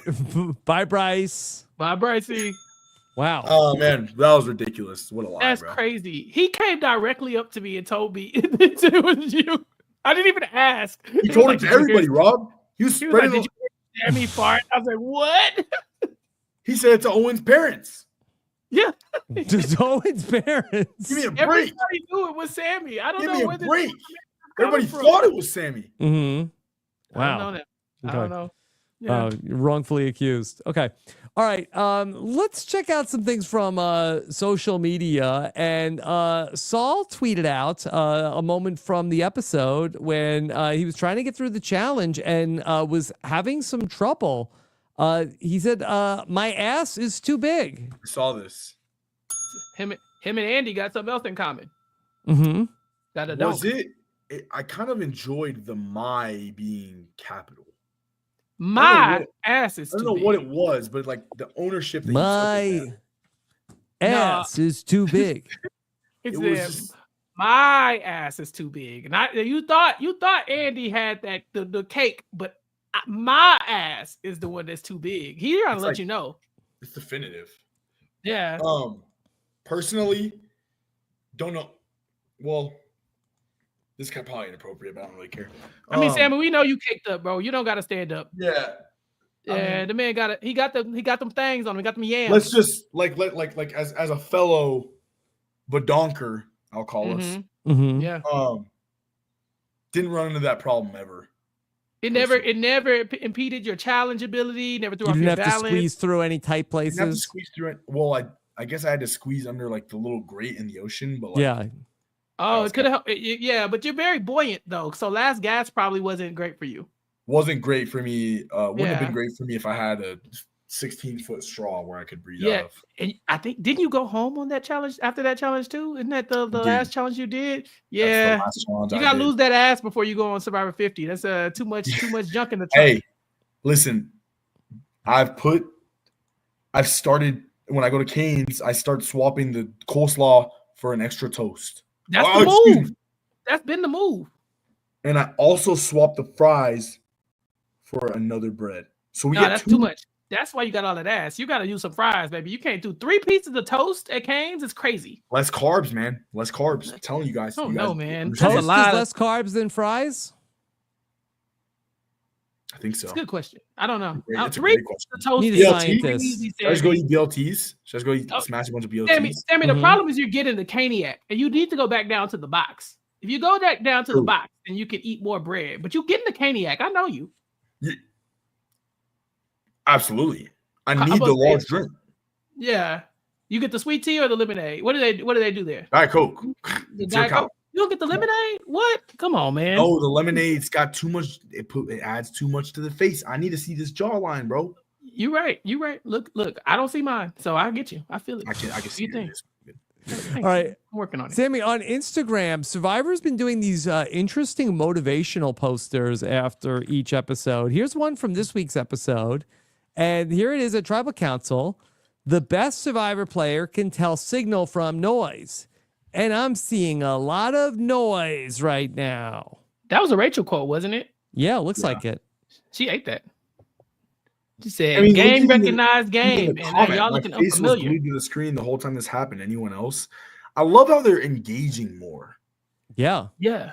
It's like they hired the interns. Jelinski said, "Look how calm Rachel Lamont always looks." Yeah. She does, man. I mean, she's in a very interesting spot right in the middle. You know, like she got like all the crazy stuff is happening behind her. And that was another thing, Sammy. Jeff is talking to them, asking them questions while the whispering is going on. Is that something you experienced too, where you're like, Jeff, shut up. I'm trying to hear what's going on behind me. I've been loving the tribals. I've been feeling like, although it's hard to say like now, like hindsight's 2020, but like although I feel like we knew like probably what was gonna happen within the vote. I love how at Tribal, it's just been something different. Like I love when Rome got to do Tribal. That was so awesome. Like so awesome. And then like when Saul played the advantage, like everybody, bro, like and Saul himself too, like who did that? Like who? Yeah. Who? Sammy, let me ask you a question, okay? Hold on. It's an important question. So we loading? Okay. Sammy, if you got to sit in Jeff's chair like Rome during Tribal Council, when Jeff got back in that seat, would it be a little warm? Oh. So, funny enough, as you were asking me that question, I stood up for a half a second.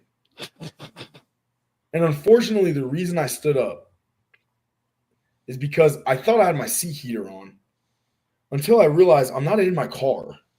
I'm in an office chair. Yeah. That seat would be on fire with Jeff Probst. It would be on fire with Jeff Probst. Yeah. I don't know how I could sit in Jeff's chair and not say, dude, I farted on Jeff Probst's. You kind of have to do it. It's like, why wouldn't you? You kind of have to have that feather in your cap. Now, if you're asking what's the first question I would ask as Jeff Probst himself, I guess it would just have to depend on the situation, but let's just say a constant one, just like put it in writing, would easily have to be who's going home tonight. I would just ask who's going home tonight. And say, you have to tell me because I'm Jeff. I'm Jeff. You have to tell me who you're voting for. Go. That would be awesome. It would definitely be warm, though. Yes, it would be on fire. Yeah. Would you say that you would be one of the better Survivor players who can tell signal from noise, and you're seeing a lot of noise right there, or smelling a lot of noise? Ooh. I actually, unironically, do think that one of my best traits is reading people's body language. I think I'm good at seeing a lot of the noise that they're speaking to here. I can tell when my mom is mad at me. I can tell when a girl is mad at me. I can tell when how can you tell? What do you see? It's not a girl, she's your mom. Okay, so no, this is different. He can tell when his mom is mad at him and when a girl is mad at him. Wow. Yeah, so my mom is mad at me when I call her initial was hello, hey Sammy, as opposed to Sammy, which is usually what it is, which is respectfully what most people should answer my phone calls as, because like, is that what Bryce answered? Absolutely. Sammy, it's like different tonages, but people have to understand I don't have all day to talk on the phone, so you like appreciate this. Right, get to the point. Girl's mad at me. When the text back after the 37-minute mark, they're upset. I'll give you 37 minutes of leeway to not look at my text, but after 37 minutes has passed, I don't know a girl on the planet Earth that can go 37 minutes without looking at their phone. Okay, so you know she's read the text, but if you don't hear back in 37 minutes, you know she's mad. She's upset. She's upset. I'm telling you guys, That is 37. How's 37 the magic number? 37. Love that you asked that. Love that you asked that. 20 minutes is unreasonable. I've gone more than 20 minutes without looking at my phone right now. 30 minutes is quite possibly like a challenge that somebody's doing. Like, I'm not going to look at my phone for 30 minutes. Yeah, and you just timed it like right in the middle of the I'm not going to look at my phone for 30 minutes challenge. Right, and you can't fault them for that. Yeah, that's not fair. And then they challenge 3 people at the end of it. They call out who they're picking to do I'm not going to look at my phone for 30 minutes challenge. Yeah. Yes. And like, I'm not like, if I get that text, I'm not turning down that challenge. I'm not going to be the one friend to mess up the chain. 35 minutes. Ooh. Okay. The 30-minute challenge is over. You've had 5 minutes to look on it again. The reason 37 is the magic number is because once it hits 37, that's when self-control is just not there for 99% of people. Yeah. Especially for, people my age. Right. People my age, we're not going 37 minutes. I think I'm at like 32 minutes right now. See, I'm actually going to look at my phone real quick. You just talked to Bryce 2 seconds ago. So you just looked at your phone. Yep. So, anyways, with that being said, I think I'm great at seeing the noise. I think that's something I'm pretty good at. Somebody I want to mention really quickly that I think is great at letting you know. Somebody else that's great at that is Carolyn. Carolyn's great at that. Carolyn Weiger from season 44. She's fantastic. She's great at what? Seeing the noise. Seeing the noise. Got it. I thought you meant responding within 37 minutes to your text. She takes way longer. She takes 6 to 7 hours. She's not, but hers isn't because she's mad at. Well, no, actually, it is because she's mad at me. Matter of fact, the last text that she sent me was, "Girl, call whenever." And I have not called since then, so that's my fault. But yeah, she said whenever. You got time. All right, let me share another clip from social media. This one really made the rounds. A lot of people saw the clip of President Joe Biden this week in my old stomping grounds, stopped by the Amazon rainforest. And a lot of people were wondering if maybe Joe Biden has his next job lined up as the host of Survivor. What do you think, Sammy? Got the shirt. Can we roll it or no? Yeah, roll the clip. Here we go.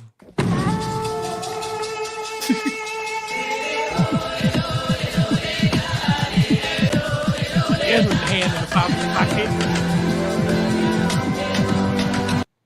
There you go. I love it because I've seen all I need to see. That's from I've seen all that I need to see. Yeah. Give him a baby blue Columbia shirt and a tiger tooth, whatever that thing is, necklace. Stat. Yeah. Okay. What vote is he reading though right now? I think he's going to go tally the votes. I think he's just leaving. Oh. With his hand in his pocket. That's kind of player. Yeah. Now, when you leave the Amazon, you're supposed to get on a jet ski. What are you doing, Biden? Yeah, I don't get this. How does Jeff Probst leave Fiji? I've never seen him leave. He doesn't. Yeah. He doesn't. He They stay there. Yeah, just bring in the next group of survivors. It's all What if good. we should call him next? Should we call him? No, okay. You call Jeff Probst. Get him on the phone. Go ahead. Yeah. We'll be here. We'll be here. Okay. Yeah. I'll just wait. All right. Yeah. And then I got another good one for you. All right. And then this weekend was the big fight. Jake Paul and Mike Tyson. And a certain Survivor legend weighed in. The real coach, Coach Wade, said, saw this. You like picking fights with 50-year-olds? I challenge you to try to slay this dragon. I bet you couldn't beat me in the ring at Jake Paul. Yep. Are you ready for Coach v. Jake Paul? No. I've seen enough from Coach. I want to see Coach versus John Jones, who's the greatest UFC fighter of all time. I think Coach's route goes as follows. fight Jake Paul, knock him out in the 4th round. Okay. After that, I don't see anything stopping him from fighting Conor McGregor or John Jones in the UFC. I'm taking Coach Wade over everybody else. Wow. I will pay. Can we put it on? Can we stream it on YouTube or something though? Can we not do Netflix? Yeah, sure. We can't do Netflix. They can't handle it. We tried. Yeah. That wasn't great. We gave him a shot. It was like. So you take on Q in the undercard. Yeah. No, that's the main event. Whoa, pause. That's the main event? Hold on. Sami versus Q is the main event. Hold on. Slow down. Hold on. I got you, bro. I said earlier, these hands catch more than just fades. I said they catch footballs. After we settle this on the basketball court, after I go to your hometown football field and settle it out there, I will train Q for months upon end. He's gonna say to himself, "Why is this guy so obsessed with me?" Q, I'm not obsessed with you. I want to break you. Break him, baby. I want to break you. We will do a charity boxing match with Jake Paul as the undercard. Okay. So wait, you said you're gonna train Q. Q is gonna fight Jake Paul? I'm fighting Q. I will train to beat Q. Oh, you train to beat? I think you said you were going to train Q. No. Sammy's going to take Q to the mat. Yeah. Once I defeat him. Now, I'm not talking about a street fight. I'm talking about a sanctioned boxing match, okay? In the ring. I'll be honest. You'll take me in a street fight, okay? I'll just be honest. But once I defeat Q in this boxing match, then we will begin our road to defeating Jake Paul.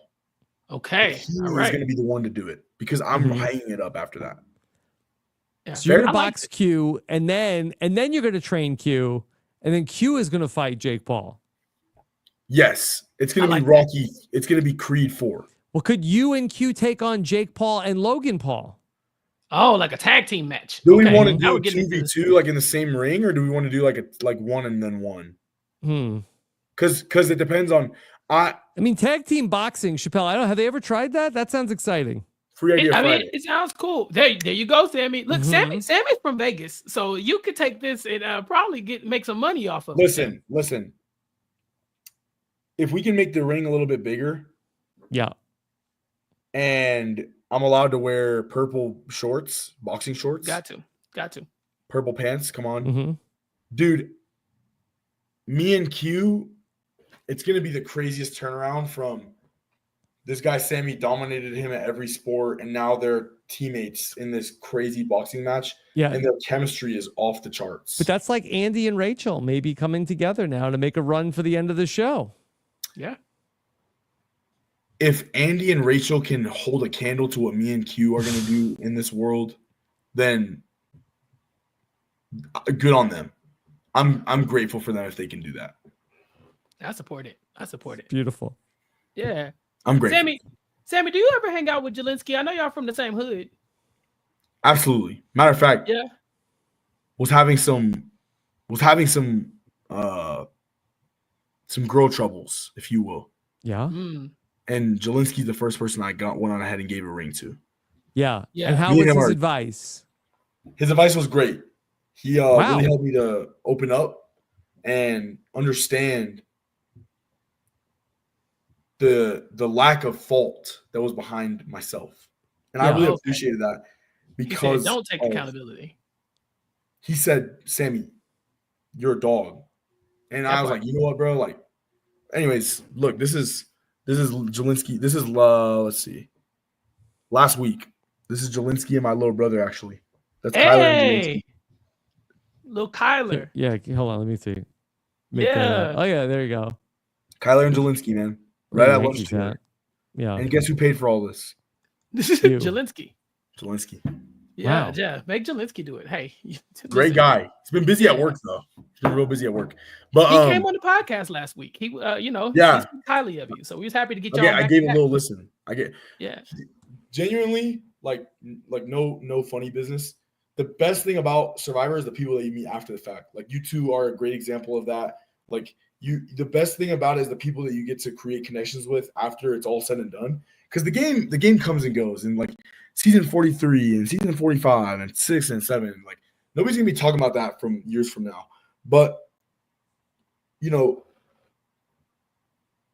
I'm gonna be talking about Bryce farting years from now.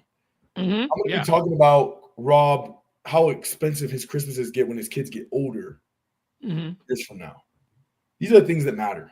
You know, I'm hoping Q gets Christmas canceled every year. I mean, I just tell my family, I don't win or lose. I'm gonna tell them Q won. Yeah. You think they're gonna fact check? You think they're gonna go watch? We'll do this every year. I mean, every year. Yeah, it's like Groundhog's Day. You know, we gonna see who wins the fight. I will personally. I'll pay you to throw it. Oh man, he can't do that. He's from Vegas. He can't take a dive. Now we're talking Sammy. a little bit. No, Sammy, please. I do have a broken ring light over there that says I might need that. But I will personally call Jesse Lopez and have him make sure that your kids understand Christmas is indeed not canceled. Okay. All right. So, Chappell, anything else you want to say before we wrap it up for tonight? No, this was fun. I Great really time. enjoyed talking to Sammy here, but enjoyed the episode. You know, I'm liking the characters, you know, but I'm with Sammy. Just turn up the drama a little bit. They're playing nice. I want to see I think they will too. No, they're doing fine. They're doing fine. Yeah. Turn it They're up. doing great. It's been entertaining. It's been fantastic. It's been fun to watch. I think my sleeper pick to win, obviously I want Andy to win very badly. Yeah. I think my sleeper pick is Caroline right now. Yeah. Yeah. I can see It's it. just like doesn't really seem to have too much heat. I think Genevieve, it could stand to be seen if she catches heat or not from the Saul move. I think Caroline, though, has the best of both worlds. I think she's playing without a whole lot of strings attached, and it's a great position to be in. Just saying. Yeah. Okay. All right. Well, great job, Sammy. Sammy, where can people check out Free Idea Friday and much more? Yeah. Guys, Instagram, Layadi, Layadi .SAMI.Sammy. Literally just farted as I was saying that. Wow. TikTok is Sammy, SAMI, Layadi, LAYADI _. Go ahead and just go check it out. If you don't want to follow us, you literally may as well, because you're going to be following in the next couple of years anyways. That's the way I look at social media. You don't have to follow. Algo's going to get you. It's going to get you eventually. And whether you know it or not, you're going to follow Sammy, guys. Just how it is. That's just how it is. Your mom's probably already do. Yeah. Look, your TikTok doesn't have an underscore at the end of it. Okay. Sammy Layadi. Yeah. I was like, No underscore. Like me and my mom, we follow That's it. true. Okay. So I'm just saying, you know. Yeah. Chappell is my manager, so I appreciate that. Wow. So, Sammy Layadi. Thank you. Listen. Cheers. Yeah. Cheers. Cheers. That's what he does. And one more thing, guys. What is it? Go Cougars. Go Always. Cougars. BYU just lost their first game of the season. Listen, man, never been so proud to be a Cougar. Go Cougars always. Go cheer. Go America. I love a Cougar. So yeah, this is perfect. Go Cougars. Go Cougars. All right. Chappell and I on Nothing But Netflix yesterday talked about a brand new movie, #1 movie on Netflix, Hot Frosty. Chappell, there was a push at my house for the whole family wanted to watch Hot Frosty. They didn't know how horny it was. They didn't know. I think it Yeah. might be over their head. I mean, the man is shirtless in the snow for most of the movie. You know, I think it's gonna it starts to ring true. But it was a fun time. We talked about it. It was the #1 movie on Netflix, and it's kicking off our holiday season here on RHAP because I'm pretty sure there's gonna be a lot more holiday content. Despite Sammy saving Christmas, I'm pretty sure we'll be talking about the holiday movies well into December. Even if Q cancels Christmas. Yeah. Yo, there's a show. It's called Finding Mr. Christmas or something like that. Like Finding Mr. Christmas. Okay. Or Finding. It's called Finding something. Like it's a reality show. Yeah, Finding Mr. Christmas. About casting like the next Hallmark. Person. Yeah.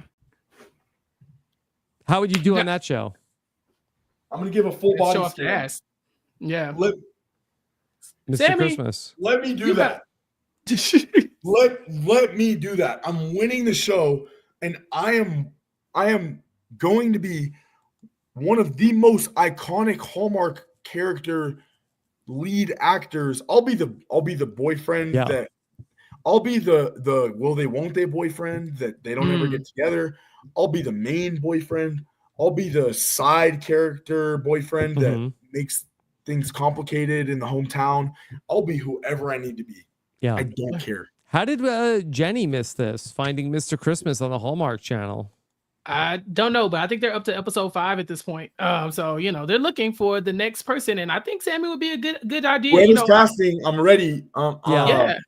And also for our friends in casting, that MILF Manor season 3. We got your guy right here. Listen, you got your guy. I'll host it. I don't know what MILF Manor is, if I'm being honest, but it sounds like, I mean, I'll just be blunt and frank. I don't think my mom will make it to the end of this podcast. So bring the MILFs to my manor, and we can honestly, I can figure out how to make it entertaining from that point on.